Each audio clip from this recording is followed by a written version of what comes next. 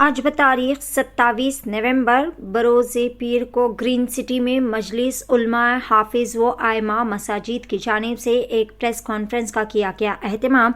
Maheshwaram assembly हल्के में BRS party MLA candidate P Sabitha Indra Reddy की तायद करते हुए मुफ्ती अबरार हाफिज सैयद आबिद हुसैनी ने कहा कि मोहतरमा सबीता इंद्र रेड्डी ने वहाँ के इलाक़ों में काफ़ी ज़्यादा फलाही, राहती और तरक्याती काम अंजाम दिए हैं और वहाँ पर अवाम को काफ़ी ज़्यादा राहत मिल रही है। तमाम उलमा इकराम ने पी सबीता इंद्र रेड्डी की तायद का ऐलान किया और कहा कि उम्मीद है कि सबीता इंद्र रेड्डी महेश्वरम असम्बली हल्के से भारी अक्सरियत से फिर एक मरतबा जीत हासिल करेंगे और माबाकी तरक्याती काम भी बहुत ही जल्द यहाँ पर अंजाम दिए जाएंगे। इस मौके पर मेहमान खुसूसी के तौर पर पी कार्तिक रेड्डी और दीगर कई सारे जिम्मेदारान भी मौजूद थे। पी कार्तिक रेड्डी को भरोसा दिया गया कि हम तमाम उलमा इकराम पी सबीता इंद्र रेड्डी का भरपूर सपोर्ट करेंगे और उनकी हिमायत करेंगे।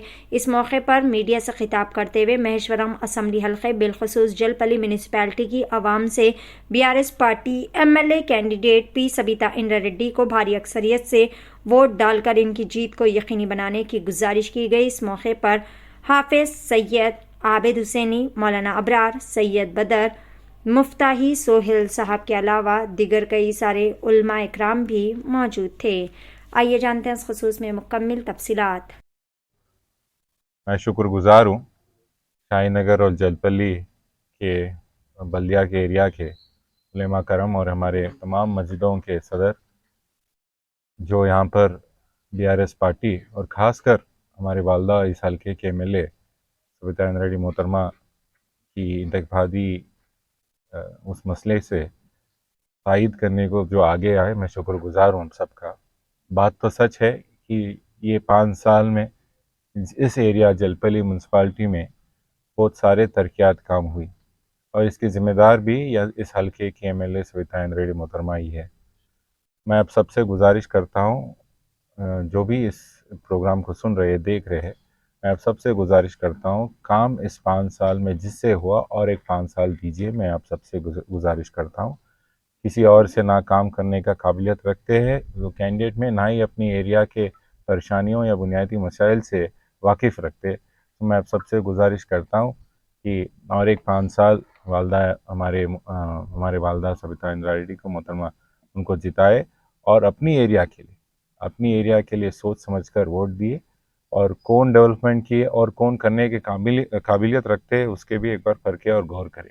एक बात कल परसों ज़रूर ये कोशिश होगी कि पैसों के ज़रिए कुछ ना कुछ वोटों की खरीद करने की कोशिश होगी।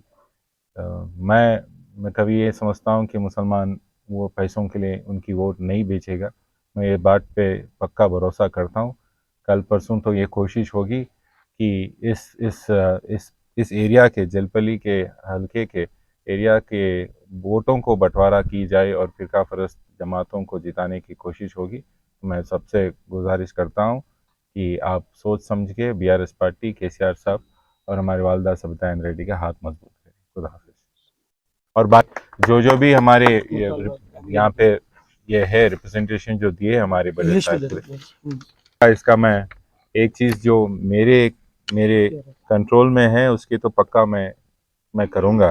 जो हॉस्पिटल की बात हुई अभी, तो उसका जो उलेमा करम ही की थी उसकी नुमाइंदगी, उसका तो पूरा सैंक्शन हो गया, जगह मिलते उसका तो शुरू करा देंगे। बाकी के इस लोकल एरिया में जो भी गुंडागर्दी का मसाइल है उसका दूसरा और पुलिस स्टेशन लगाने का और एसओटी टीम बढ़ाने का भी एक यहाँ पे प्लान चल रही है। यहाँ पे हॉस्पिटल्स, रोड टू ड्रेनेज का तो बजट है और बजट लाएंगे इंशाल्लाह। घरों का तो बहुत बड़ा, ये उस्मान नगर का तो मैं पहले भी बयान करा हूँ 1 हफ्ता 10 दिन से।